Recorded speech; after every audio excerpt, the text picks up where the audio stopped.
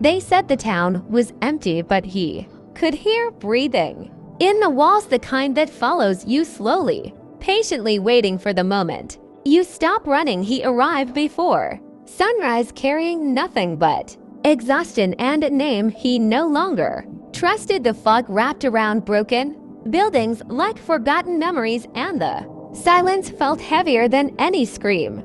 The house stood at the end of the road, crooked, wounded, and watching him, its windows dark, its door slightly open, as if inviting him back. He did not remember living there, but every step toward it made his heart beat faster, like the place already knew him.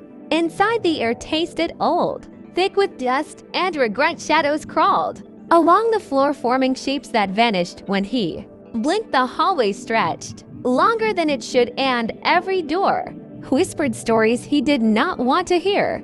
A mirror caught his reflection, and he froze because the face staring back felt like a stranger, older, tired, haunted. He reached out, and the glass rippled like water, then returned to normal. Memories began bleeding into his mind, flashes of childhood laughter turning into distant cries of promises breaking, of hands pulling him into darkness. He staggered back, gasping, unable to separate past from present. A single word echoed through the house: home. His knees weakened as realization crept in. This place was not abandoned, it was waiting for him.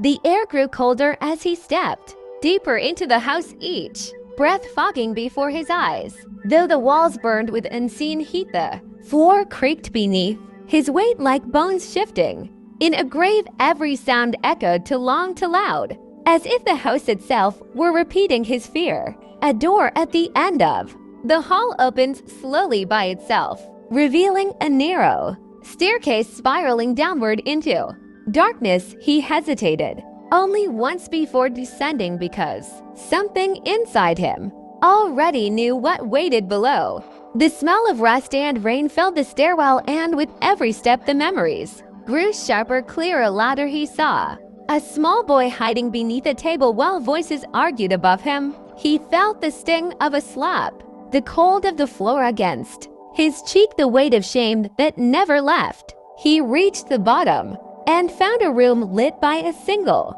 flickering bulb. Chains hung from the ceiling, old and broken, yet still whispering of pain. The walls were carved with names, some crossed out, some deeply scratched. His own name stood in the center, larger than the rest. Panic rose in his chest as the truth began forming. He had not come here by accident. He had been drawn back by something unfinished. A chair waited in the middle of the room, facing a cracked mirror. He approached slowly, and in the reflection, he saw not one face, but many different versions of himself: child, victim, survivor, monster. Every identity he had ever worn stared back.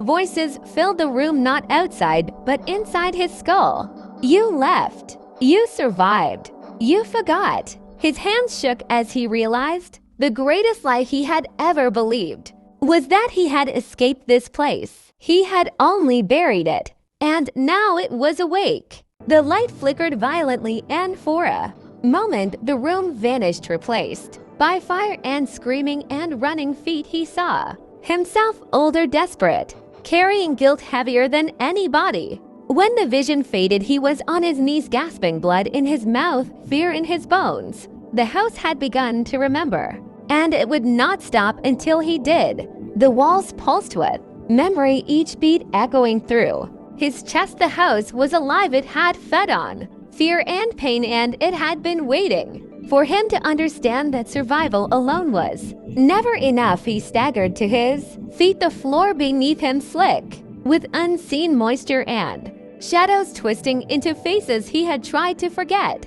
A door appeared where none had been before, black and yawning, inviting and terrifying. All at once he stepped through, without hesitation, because he had no choice. The air shifted, smelled like smoke and old paper and promises broken. He descended another spiral of stairs into a vast chamber, the size of a nightmare, where everything he feared and loved existed at once. Mirrors lined the walls, and in each one a version of himself screamed a different story. The boy who hid, the man who fought the monster, who survived, they all converged into one reflection.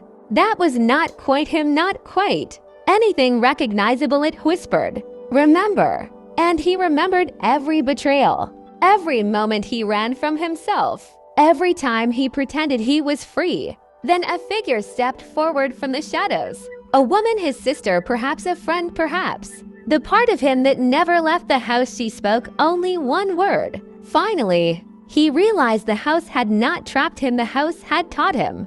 It had shaped him. It had forced him to confront every fragment of his soul. The chains on the walls were never real. The flames in the visions were never fire. The fear had always been inside him. He fell to his knees, laughing and crying at the same time, overwhelmed by clarity, pain, and release.